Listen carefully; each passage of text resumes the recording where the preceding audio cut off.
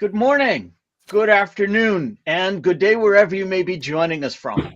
Welcome to another edition of the Digital Download, which is the longest running weekly business talk show on LinkedIn Live. Now globally syndicated on TuneIn Radio through IBGR, the world's number one business talk, news, and strategy radio network. Today, we're exploring why strategic doing beats conventional planning. We have a special guest, Ed Morrison, to help us with the discussion.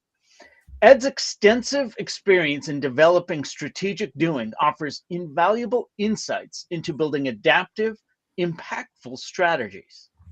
But before we bring Ed on, let's go around the set and introduce everyone. While we're doing that, why don't you in the audience reach out to a friend? Ping them and have them join us. We strive to make the digital download an interactive experience, and audience participation is highly encouraged. Okay, with that, Tracy, would you kick us off, please? Whoa, we're going opposite today. I would love to get us. Good morning, everybody. Tracy Borson from TLB Coaching and Events, a proud partner of DLA Ignite, and also a proud student of strategic doing. So I'm really excited about this conversation today. Excellent. Thank you very much. Bertrand, welcome. Thank you. Thank you, Rob. Hi, everyone. My name is Bertrand Godillot. I am the founder and managing partner of Odysseus & Co. And we're working with customers to create more conversations. Very proud partner of DLA Ignite, based in France. Thank you very much. Adam. Hi, everybody. I've got some props with me, which you'll see in just a moment. I'm Adam. I'm co-founder of DLA Ignite. My business partner, Tim, who can't join us today because he's on holiday, would normally say, hi, everyone, I'm Tim Hughes, co-founder of DLA Ignite, and famous for writing the book, Social Selling Techniques to Influence Buyers and Changemakers, which he is.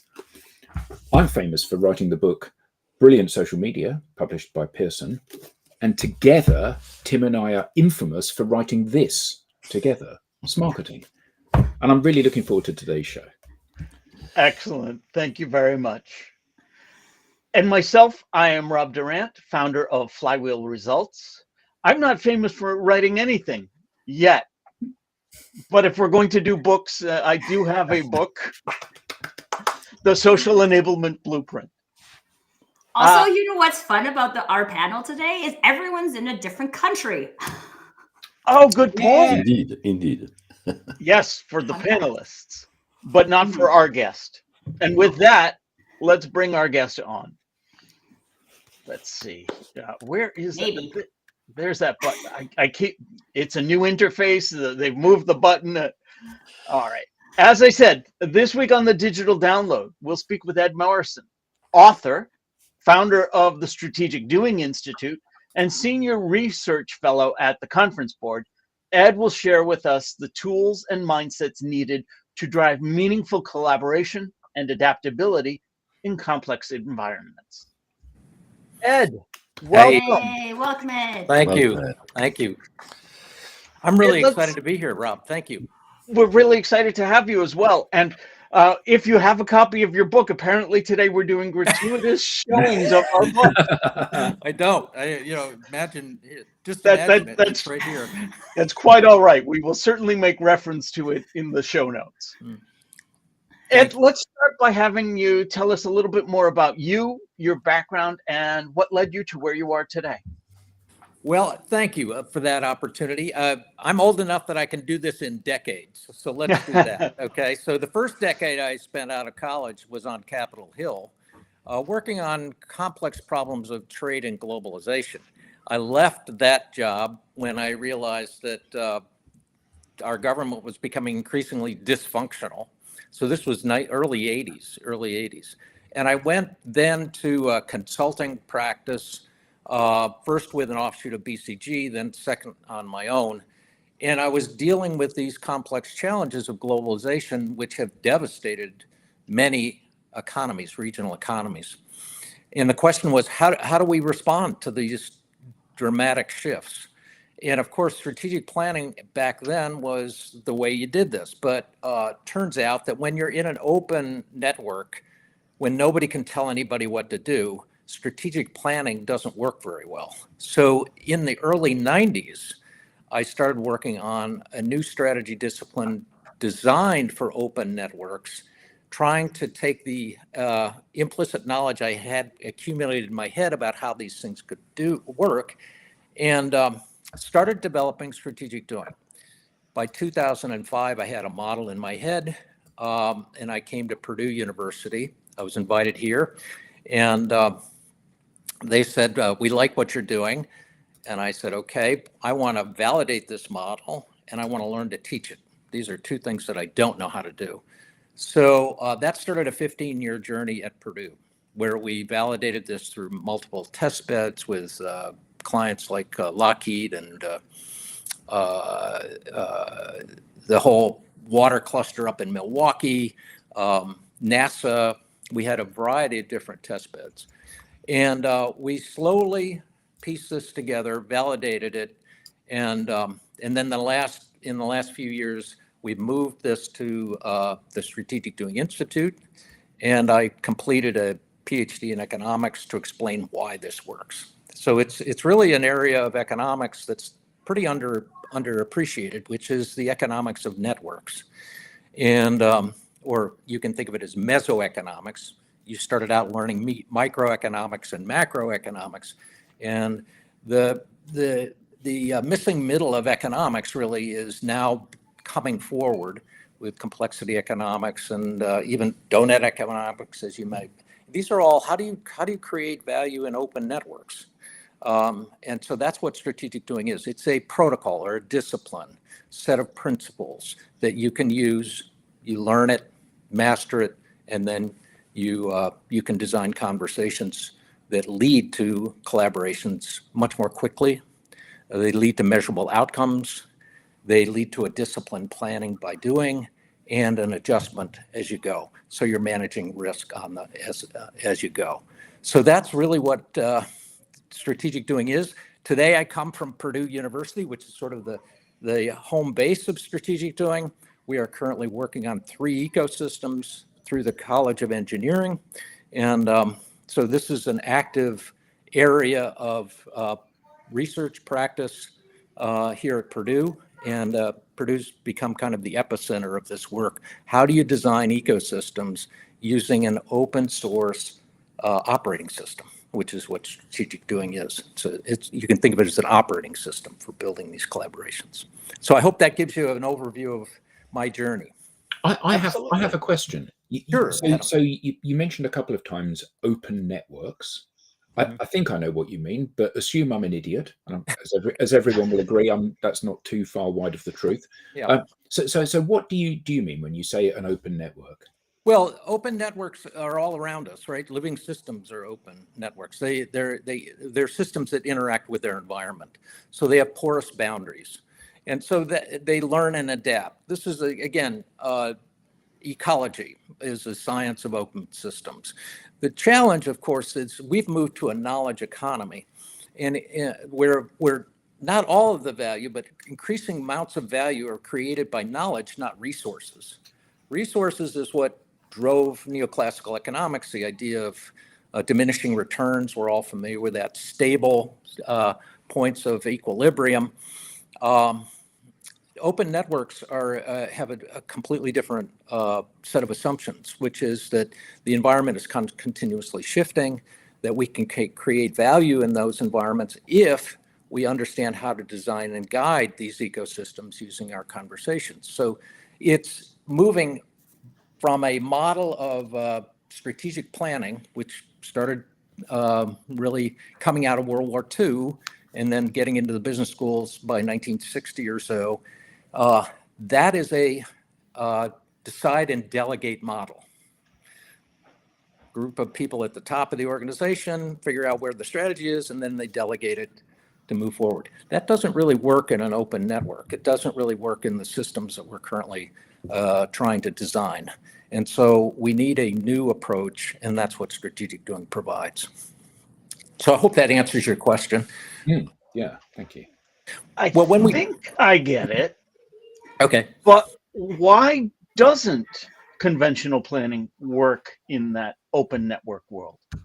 Well, the two reasons. One is it will work in a closed system. In other words, where you have planning does work.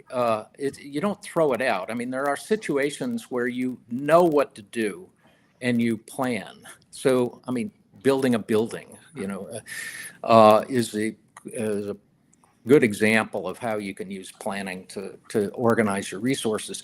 But increasingly, when we are operating in ecosystems, interrelated networks, we're confronting what's been called wicked problems or complex problems, situations where we don't know what to do. And these are wicked in two ways. One is that the underlying symptom, the symptom that we are worried about, say climate change, is the product of underlying entangled systems. You can't pull it apart. Second is that in order to generate solutions, you need to collaborate. You need to work with organizations outside your orbit. And so part of the challenge is managing these two dimensions of complexity. And that's really what strategic doing was designed to do, is how do we address complex challenges, generate more solutions to these wicked problems in situations where we can't tell anybody what to do. We cannot delegate. Now, we're caught, we're not reaching our sustainability goals, of course. So we're caught very much in an old pattern of thinking, which is a bunch of people can do wonderful work analyzing the problem. And what do? They produce a report and they're telling other people what to do. It's like, okay, here's the problem and here's what you need to do. Well, this is underlying it is very much of a strategic planning mindset, that there's a set of solutions up here, and that if all the people just could figure out how to follow where we're going, we'll solve the problem.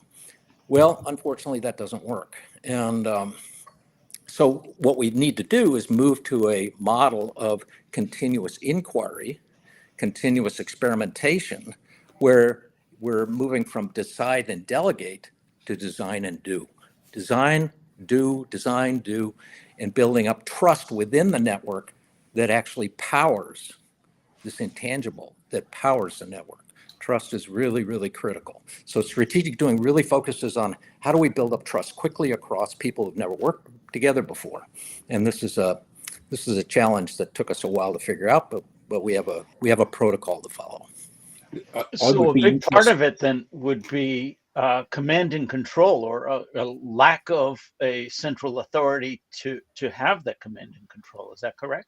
That's right. And so again, if you were to look at, for a colleague of mine, for example, he looked at 45 organizations that are focused on water. And there's a lot of reports being written, but not a lot of doing being done. And we're not generating the solutions. We have to have solutions that are replicable, scalable, and sustainable. And trying to tell people what the problem is and what they should do, what you should do doesn't work. And so strategic doing threw all that out, basically said, after I tried to figure out how to modify the strategic planning model to make it work, it doesn't work. And so we started out with a complete clean sheet of paper and said, okay, how would we do this? And we followed really the model of open source software development, and it's the reason why it has a lot of resonance with agile methodologies, because agile methodologies followed the same guidance. So, in that sense, how does anything get done if everybody's doing their own thing? Well, no, not everybody's doing their own thing. So this is really the important insight, is that we get things done in networks. We can get things done in networks. And I want you to distinguish between three types of networks that we talk about. One is an advocacy network. We're all parts of advocacy networks. These are networks where we share an interest, but we don't necessarily know the people in the network. So, for example, all the alumni of your school is an advocacy network, or the fans of a sports team, an advocacy network. As we start to learn from each other, we start to form learning networks or communities of practice. Now, these are all over the place. You have associations that are essentially organizations that help the members learn from each other. Now, they know each other, but they're each pursuing their separate outcomes, and we're helping each other pursue those outcomes. So we have some level of trust that we've built. What we really need to have to generate solutions are innovating networks. Innovating networks where we move toward a shared outcome and have practical pathways that we've designed. And in many ways, strategic doing flips strategic planning on its head. It essentially says, look, in the space of 2 or 3 hours, you can generate a strategic action plan to start. 2 to 3 hours. Now, it's not perfect, but if you iterate off of that, you're going to essentially keep building these networks and move toward innovating networks. Now, let me talk about innovating networks for a minute. Innovating networks have particular characteristics. They have, first, a core team. There's a core team. Second, they have porous boundaries. Remember, these are living systems. They have porous boundaries. They're not closed. These boundaries are not closed. And then third, most significant perhaps, is that they're boundary spanning. They're people who are connecting people to other people. And so as the core team starts to generate a protocol that generates value, you start seeing resources being flowing into this network. And this is the first example of this. My first experiment with this actually was quite successful, and that was the transformation of the Oklahoma City economy starting in 1993. I was called by a colleague who said, "Can you come here and make a presentation?" And I said, "Fine. I'm a sole practitioner, strategy practitioner." And I said, "Well, who else is who else are you talking to?" And they said, "Well, Stanford Research Institute and Price Water." And I said, "Well, there's no chance I'm going to get this. So I'm just going to pitch my idea, which is the idea which became Strategic Drawing, which is the idea that we start working on implementation day one to test hypotheses, test our assumptions, and build relationships. Because if you're in an open network, it's through the relationships that knowledge and resources flow. So what is an ecosystem? Well, an ecosystem is a system of advocacy, learning, and innovating networks that speed the flow of resources to promising solutions. Speed the flow of resources to promising solutions. Well, how does that happen? Well, the innovating networks are coming up with new ideas, new ways of thinking about this.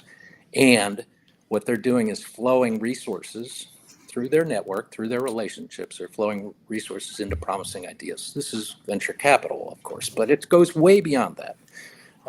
In the room right next door to me at Purdue here, we've got faculty, government officials from the Department of Defense, and private sector people starting to build the relationships needed to develop an ecosystem.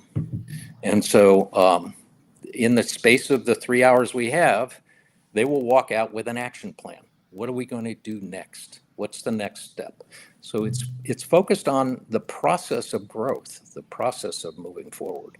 And that differs from the more mechanical view of what strategic planning is.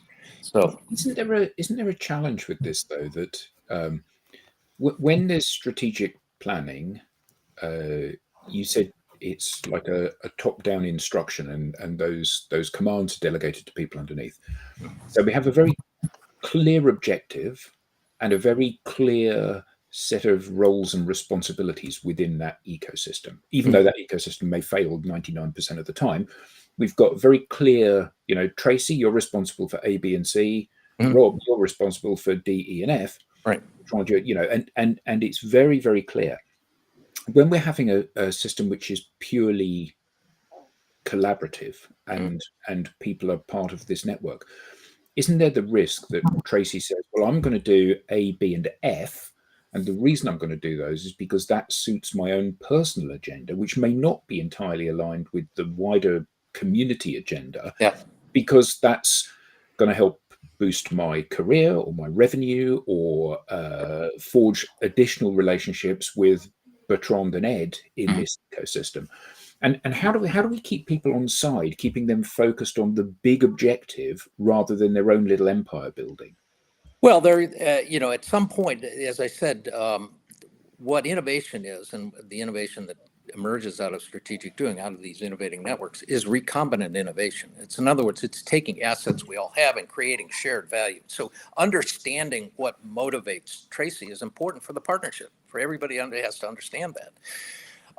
How you address this, the challenge has always been, if you move away from this world we know, hierarchical structures, then it becomes chaos. It's going to be chaotic.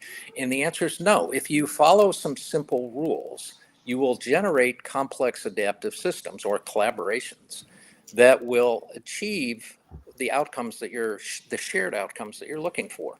So one of the ways to think about this, Adam, is, and I'm painting with a broad brush, but there are two different situations we're in. We know the answer to the challenge. We know the answer to the problem. Decide and delegate works. I mean, if you know how to solve the problem, just go solve the problem.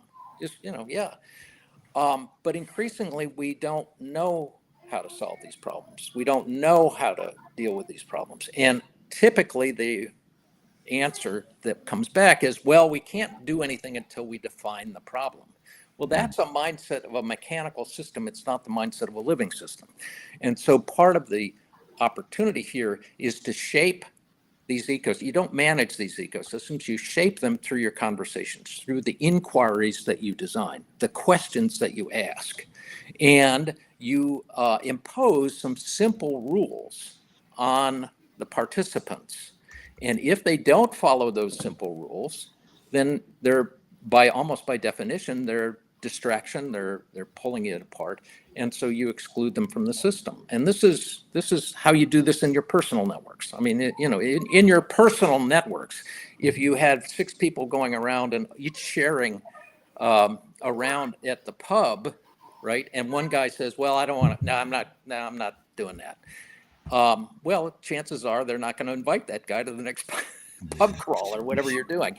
Why? Because they're not following the mutuality that creates the value. This mutual relationship creates value. And what we did with strategic doing was look at a very granular level. What are the conversations that lead to these kind of collaborations? How do we design these conversations? How do we make sure that we're moving toward measurable outcomes, not big fuzzy stuff, but measurable outcomes? And how do we create a path that we can constantly adjust as we learn by doing?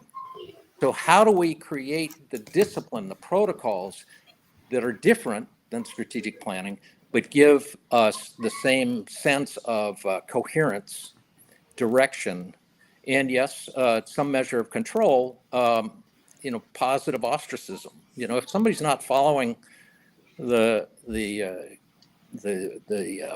norms of the group. I'll share with you a story on this. My wife is Chinese, and we used to go around Chinese New Year. We'd go to different houses, and I asked her one time why we weren't going to this woman's house, and she looked at me and said, "I cut." And I said, "What does that mean?" He said, "Well, I don't talk to her anymore." And I said, "Why?" "Well, because she's always going to these other houses, but she's never inviting us to her house. And so she's pulling from the network, but she's not adding back to the network. So I cut." Well, this is a discipline. This is a discipline. If you want innovating networks are powered by trust. Trust emerges from predictable patterns. And what strategic doing does is create these patterns where trust can emerge. And if if people start violating the norms of the group, the violation of the safe space, psychological safety, which you're undoubtedly familiar with, is core to this process. So you have to maintain the safe space. And if you have to ostracize somebody, you have to ostracize them, because why? The value of the people remaining in the network is more than the value of this one person who's disrupting the network. So you have to be tough sometimes. That's We have Just a question on that. we have some great questions from the audience. Sorry, Okay. Bertrand. I want to make sure that we address Sure. them. Everyone First of has all- all the questions.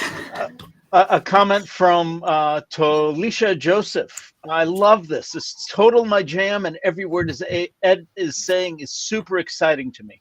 Thank you, Tolisha. Thank you. And then we have a question from Deepa Rao. How do you deal with resistance to change to such strategic doing? Not everyone loves change and continuous improvement if they believe things are working as well as is. Well, this is an excellent question, because we're dealing with existing systems, and these existing systems have routines. They have existing routines. This is how we do things around here. Now, about 30 or 40 years ago, Chris Argyris at MIT suggested, hey, if you really need a organization to learn and adapt, you need not just what he called single loop learning, but you need to question your assumptions, which he called double loop learning. And that's not being done a lot in organizations. So they end up keep doing the routine. And we're all familiar with the Kodak story or the Xerox story of how a company just went over the cliff because they couldn't change their routines. Changing routines is threatening. There's no question about it. And oftentimes it's been isolated. We'll create a skunk works or something over here and see if that works. Well, again, it's threatening to people. And the only guidance that I can give you in these complex situations is by creating new value on the edge of these networks, of your existing networks, and creating new value, you can pull the organization toward the edge. You can introduce new ways, new approaches to doing things. So, for example, when I was at Purdue in 2005, strategic doing was, not well recognized. We didn't know really what it was. I wasn't on the faculty, and so it was easily dismissed. But my mentors here provided me, hey, we think this is a good idea. Why don't you go ahead and practice this? And so I did. And so fast forward 20 years, now the College of Engineering and others are saying, oh, this really actually does work. And so we need to adopt this, and we're using it as, again, the invisible operating system for developing ecosystems in Industry 4.0, the future of the electric grid, the future of logistics, which is all of these are big, hairy challenges. And so you've got to bring people in, you've got to respect their time, you've got to come up with a first version of a strategic action plan with everyone committing to a step, everyone committing to a next step, and then continuing to develop the network as you experiment and learn by doing. That's how new systems change. Now, again, my guidance is don't try to attack the old system. The old system, is threatened, and there's something that scholars call the immune response that happens to change, and that's true. There is those challenges, but you look for opportunities to innovate on the edge, and as you do that, you start to see the system start to move in the direction that creates more value. The driver of all this is that by linking, leveraging, and aligning existing assets, we make them much more productive. So we measured right after the first day experiment we had was a $15 million project here on workforce productivity. And Department of Labor in the US said, hey, try to figure this out. We generated over 60 different initiatives we developed with over 100 partners, and we managed them with commitments, both outcome commitments and progress commitments. And when there was a problem, we swooped in and said, okay, what's the problem? And the obligation was they had to report back to us. If they're going to get money, they had to report back to us. And if they didn't report back to us, we cut the money. So you create a new ethic of mutuality and learning that's really critical to this whole process of how do we do work in open networks. And we have to move in that direction rather rapidly. The good news is that now the work that we're doing is spreading globally. They're taking on big challenges. Julio Jose Prado in Ecuador, when he was the Minister of Production and Trade in Ecuador, called me up and said, how do we deploy strategic doing across Ecuador in 20 clusters, everything from bananas to finance? And I said, well, let's figure that out. So we did.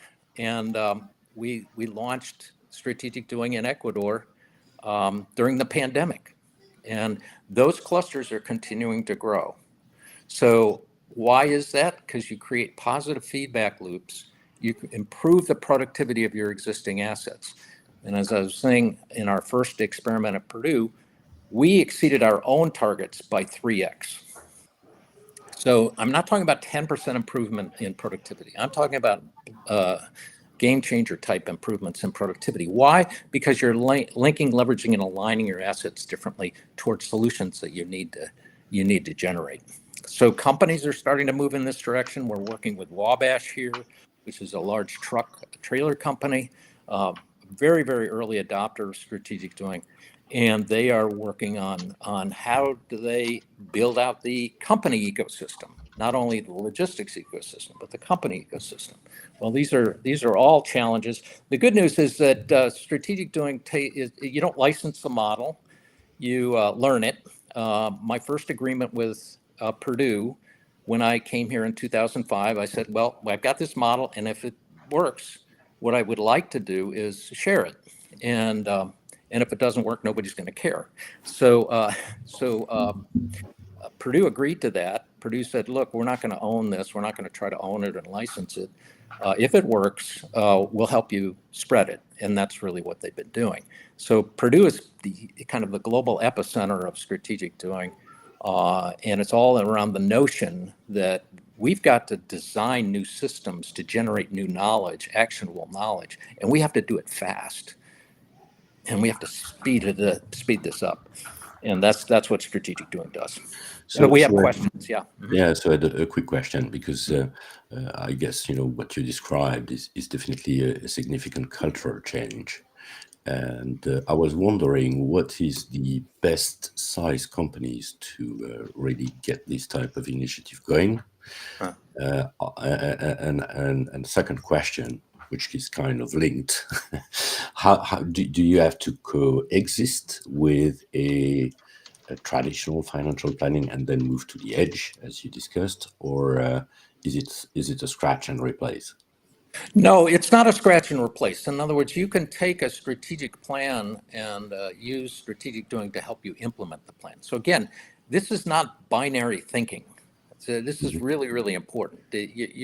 So this is why going back to Adam's point or question, I say, distinguish between situations where you know what to do from the situations where you don't know what to do.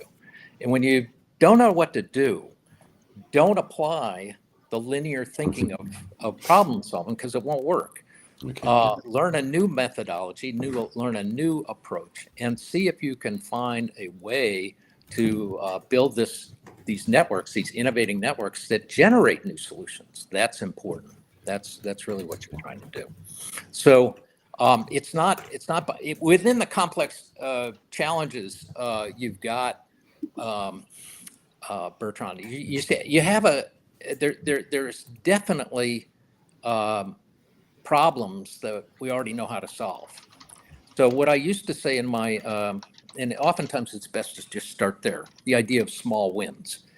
I would tell my clients, we're going to start tackling this complex challenge by finding the problems equivalent to putting the shower curtain on the inside of the bathtub. We're doing stupid things.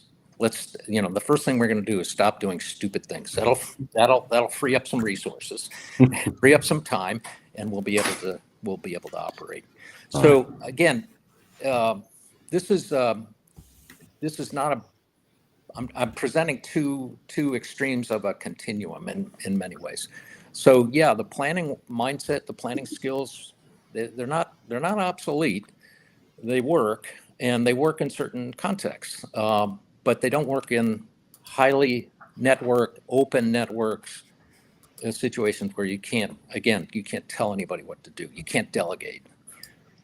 So Ed, you mentioned earlier on in the conversation that this is like there's principles that this is based off of. This is a kind of, I interpret as a way of being. So can you share with us the foundational principles of strategic doing? Yeah, so the idea here goes back 20 years and says, okay, if we want to build a collaboration, let's think of that as a complex system. Think of that as a swarm of birds. Well, how does that operate? And the answer is these complex systems follow simple rules. Now, Kathleen Eisenhart at Stanford wrote a wonderful Harvard Business Review article about 2000, coming to the same conclusion, which is that if you're in dynamic environments, you develop heuristics, you develop rules of thumb about how to operate. So the question that we were trying to address is are there generalized heuristics to designing a conversation that leads to collaboration, leads to innovating networks, leads us to experimentation, design do mindsets? And the answer is yeah. We identified 10 of these skills or 10 of these rules, and we use them. We position them in ways that we have a divergent conversation, a convergent conversation, and a recurring conversation. So the underlying structure of the conversation shifts through time, through the 2 or 3 hours, and you use the rules to guide the next step of the conversation. So let me explain one of the rules we're doing right now in this workshop is we're trying to find collaborations between there's an agency of the federal government, there's companies, and there's faculty, and we're trying to figure out, okay, where are the collaborations that can generate shared value for everyone? And so the first thing that we're doing is framing the challenge. We've got 6 challenges that we're addressing. So this is what we call the framing question in strategic doing. It's not a vision statement. It's a very clear challenge that we convert to an inquiry, because we don't know the answer. So the framing question is rule number 2, as I've already alluded to rule number 1, which is you better have a safe space, you better enforce some rules. Otherwise, Adam's problem is going to come up and you're not going to deal with it and everything will fall apart. So the idea that there are rules of behavior to establish these kinds of networks is critical. Once you've figured out how you're going to do that, how you're going to create those rules, these are all context sensitive, and we understand that. Then you start a framing question. Then you start revealing the assets that you already have in the networks of the participants in the room. So this is what's tacit knowledge. Most of our knowledge is tacit knowledge. We generate it from our experience, we have connections, but we don't tell anybody about them. So this is not explicit knowledge, this is tacit knowledge. So the question to the participants is, what in your bank of tacit knowledge do you have that you're willing to share that could help us generate a solution to this challenge? And so this is taking tacit knowledge and making it explicit. Now, 2 Japanese scholars I'll talk about is Nonaka and Taguchi. And they developed this whole notion that very strong in knowledge management of how explicit and tacit knowledge work together to generate new knowledge. And so the process in strategic doing initially is very clear. This divergent process is very clear, generating new knowledge by taking the assets we currently have and recombining them in new and different ways. This is not a new idea. Michelin chefs do it all the time. You combine new existing assets, what's in your refrigerator, and come up with something new. Got it. But then we have to figure out, of all of these opportunities, where should we start? So this is where most brainstorming breaks down. So come up with all sorts of ideas. That's great. But how do we test them? How do we test them? And so here, strategic doing, and this now I'm on rules 5 and 6. Now you're trying to say, okay, all these opportunities we have, now we got to narrow, we got to focus. We can't do all of them. We can't do everything. So what we talk about is the big easy, the idea of what's the big idea that's relatively easy to do. And of course, this is not subject to an algorithm. This is subject to intuition, the tacit knowledge of the participants. What's going to attract people? What's the big idea that's going to attract more resources? And then how do we make progress on this? How do we move on this? How do we get progress moving? And so that's another challenge. And so developing a experimentation or an inquiry and a process for developing these measurable outcomes, Pathfinder projects, that's rules 7, 8, 9, 10. So you're now converging. And then you have the recursive part, which is, hey, this is our first guess at this. This is our first hypothesis. It may not work. Okay. What's your process for coming back together and sharing what you learned? What's the double loop learning process you're going to establish? And so that's the commitment. And everybody walks out with an understanding and a commitment, a small step. And here, with the small step, we use a piece of research that was really well done in a Stanford psychologist, probably in the 1960s, if my memory serves, called the foot in the door technique, which is the idea that we start out on these new paths and commitments, not by creating these huge commitments, but by taking small steps. And the idea of generating small wins when you're dealing with these complex challenges is really important, really an important idea, because that's what keeps the momentum building. That's what starts to attract the resources to the process. So it's a discipline. It's a practical protocol you use to design these conversations. Nobody is equally good at all 10 of these skills, and there's cognitive reasons why. But that's why cognitively diverse teams, something that Scott Page at the University of Michigan has studied quite extensively, cognitively diverse teams perform better in complex environments. So understanding how you assemble a cognitively diverse team is something we cover in strategic doing with our colleagues, Human Insight over in the Netherlands. So we pieced all of this together.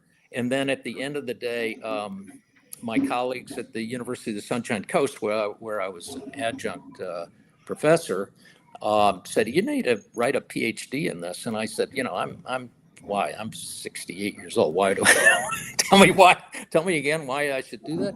And they said, well, we think this is promising. We think this is good.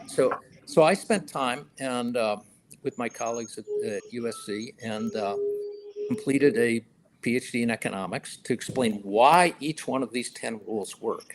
And the fascinating aspect of that is that each rule is supported by multiple streams of scholarly research, but they're not in the same discipline. So this is one of the reasons why scholars have a really tough time understanding the dynamics of collaboration. There's a recent article a couple years ago that said, hey, we don't even know how to define this. Okay.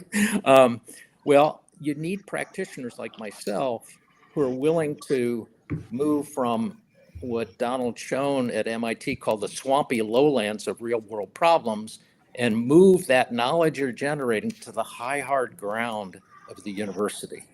And that's what we did. Now, I don't recommend this to young scholars because it's hard to do. It's really hard to do.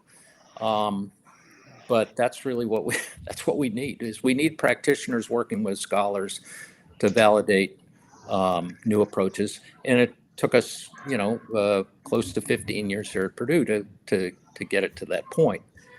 But all of the rules of strategic doing are, you can look through multiple streams of research, as I said, everything from behavioral economics to cognitive science to strategic management, of course. And they explain why this rule works. This has been fantastic. I know you're double booked. You've got an audience waiting on you elsewhere. Before we let you go, where can people learn more? How can they get in touch with you? Sure. Well, the obvious place to get, I'm a LinkedIn guy, so please reach out on LinkedIn to connect with me if you'd like. Strategicdoing.net is the website that we've developed. We're still a bootstrap nonprofit. We've always been in the garage, and we've been, proudly so. So we don't have an elegant website, but it's a good enough website. But reach me. You can reach me at edmorrison@purdue.edu. Or you can go to we have a partner in Belgium, and we have practitioners from all over the world who talk to us about strategic doing every Friday. And so those are strategic doing talks. We have hubs or concentrations developing now, obviously in Ecuador, Puerto Rico, South Africa, Belgium, where the Brussels hub is going to kick off next week. We've got a concentration or hub developing in Ireland. So it's a multidisciplinary, culture. I mean, we've done it in Spanish and Portuguese and in Chinese. So we have to make some adjustments, of course, but it's a universal approach to human collaboration, which is kind of exciting. So I'm happy to do whatever you need to move on. I'm at the end of my career. I'm trying to move all of this to the next generation of leaders, which is the people on this call. And so if there's ways I can help you with this, there is a professional path that we've created through the Institute. So you can start out, you can get some certification, but at the end of the path is a fellow. You can become a fellow of the Institute. You take a doctoral level course that teaches you about, or you get experience in both the theory and the practice of strategic doing. Why does this work? And so we have probably 40 fellows now, maybe more. I think we're adding another 20. So that's a professional path for practitioners primarily and scholars to really understand this in a deeper way. Fantastic. Ed, like I said, I know you have to run. Thank you so much for your time. Yeah, thank you for Very the much. opportunity, and I just apologize for the No worries. Feel free okay. to Thank you. step out. Okay. Thank you. Thank you. Bye-bye. Before we let the audience go, I wanted to say quickly, we now have a newsletter. Don't miss an episode. Get show highlights, beyond the show insights, and reminders of upcoming episodes. You can scan the QR code on screen or visit us at digitaldownload.live/newsletter. On behalf of the panelists, to our guest, Ed, and to our audience, thank you all for being active participants in today's show, and we'll see you next time.